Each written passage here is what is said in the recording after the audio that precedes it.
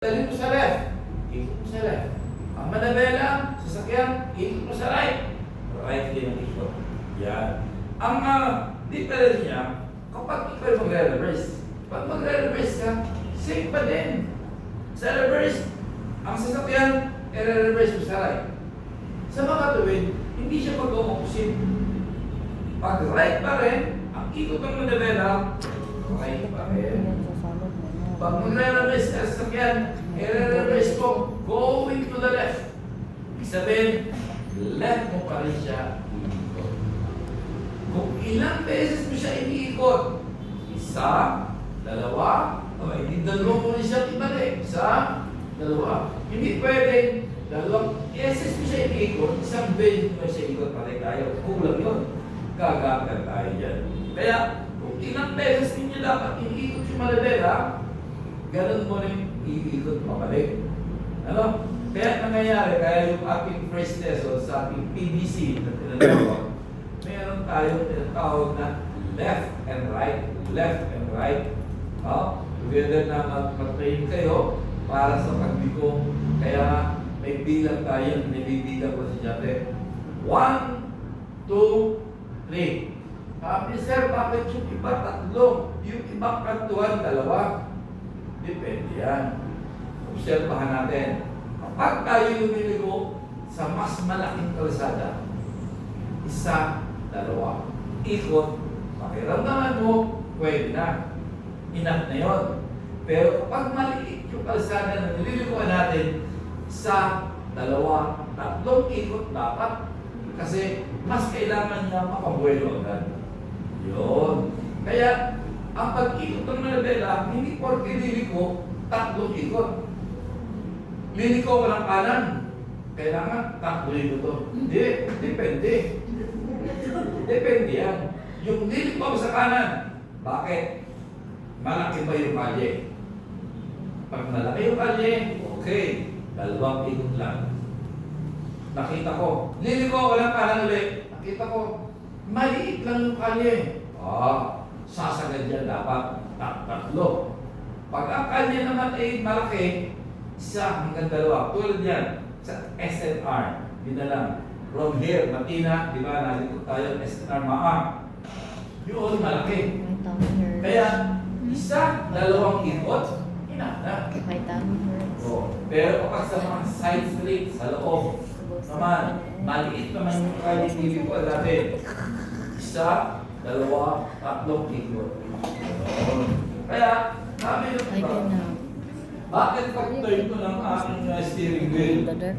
Tatlo sir, tatlo. Tapos, minsan, pag mag-right turn tayo, dalawa lang. Minsan naman, pag mag-right turn tayo, tatlo. Oo. Dahil nangyayari yun, it-depend upon kung sa kurbada na lilugan natin. Alam kayo iba doon sa short curve and light curve. Okay. Sa light curve, sabi nga, pag ang kurbada rin yung sasakyan, sabi nga, light. Okay. Light pinang ikot ang nalagay doon dito. Pero pag meron na tawag na short curve. Mga visual talaga na mas mga shirt na. Yan, tulad sa tigato. Yan. Kasi, nagagdag ka ng ikot ng manabela. The same thing yan doon sa left and right turn natin. Sa left and right turn, the more na pag-iit ng kalsada, the more naman pagdadagdag tayo ng pag-iit ng manabela. The more na pagluwag naman ng kalsada, the more na mas shorten yung pag-ikot ng ating manabela. Yan. Kaya, huwag kayo magtaka. Bakit siya nag-left turn mo dito? Dalawa lang yung ikot. Ngayon, sa pangalawang kantuhan, nagtatlong ikot naman ako. Obserbahan mo. Yung pangatlong kanto ba, gano'ng kalaki? Yung sa pangalawang kanto ba, gano'ng kalaki yung kantuhan ng ikutan mo? Yan. Kaya, ang pag-ikot ng manabela ay depende doon sa kalye na lilikuan nyo. Kung siya ay sharp turn, or maluwag. Then, never use the left foot for braking. Yan. Siyempre, ayun ang hindi pwede natin gawin na ang ating left foot ay gagamitin mo for brake. Then, avoid pressing the brake pedal at the same time. Tatlo, naki-X. Isa naman din naman kasi exaggerated naman ito, tatlo pedals sa tatlong paa, isang paa, para malaki. Nangyayari na, sobrang laki ng paa mo. Nangyayari is, yung two pedals, yung brake and gas, nagkakadobe.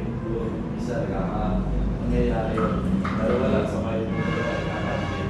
Kaya, napakalaga dyan, kaya yung tamang position, braking, while the vehicle is slowly moving, yung tamang position mo sa brake and clutch pedal, napakalaga na kasi kapag naka-correct position ka, hindi mo matatapakan sila ng sabay mo. Okay, yan yung ating hand signal. Okay. Meron tayo tinatawag na 10 to or 10 to 10 o'clock position, 9 o'clock position, 3 o'clock position, and the one hand position. Okay. Ulit. Then, sa inyo ulit. Sabi niya, always, pag kayo magdadrive, 10 to 10 o'clock position. Yan. Wala na yung ibang position pa na kayo gagamitin. Once na nag-handle kayo ng inyong manibela sa inyong steering wheel, wala, hindi pwede po yung nandito ibabaw, yung iba nandito sa ilalim, yan, hindi pwede yun. Always 10 o'clock, 10 to 10 o'clock position, 10 to, yung position. Pag naman kayo mag-left turn, yun yung tinatawag na 9 o'clock position. Left hand on the side, right hand on the top. So, pag nasa kanya ang position, pag kayo mag-left turn, ikot, adjust. Ikot, adjust. Yan. Pag kayo ay mag-left turn. Pag naman daw kayo mag-right turn, right hand on the side, left hand on the top, ikot, adjust. Ikot, adjust. Ikot. Yan. Yan yung position niyo sa manibela. Then, itatag tayo one hand. Yun, yung one hand sa mga magpamanual on the top. Kasi sa manual, kailangan makuha niyo yung one hand. Kasi sa manual, at the same time, pag naghahawak kayo ng manibela, nasabay yung one hand nyo, then at the same time, shifting ng gear. Kaya kailangan marunong kayo. Dito lang sa automatic, wala kang shifting ng gear. So manual, meron kayo at the same time,